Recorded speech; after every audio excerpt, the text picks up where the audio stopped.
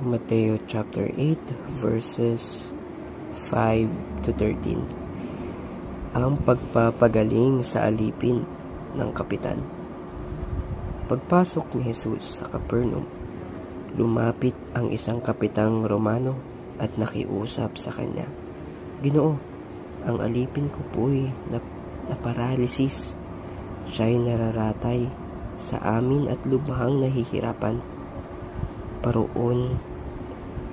Paroroon ako at pagagalingin siya," sabi ni Jesus.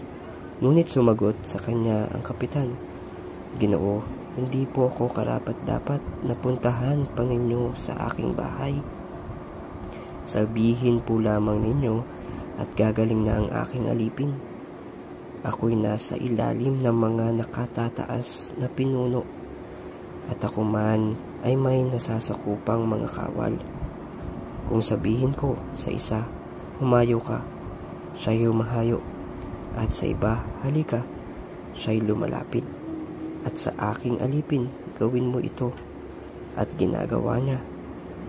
Namangha si Jesus nang marinig ito, at sinabi niya sa mga taong sumusunod sa kanya, "Sinasabi ko sa inyo na hindi ako nakatagpo kahit sa Israel ng ganitong kalaking pananalig.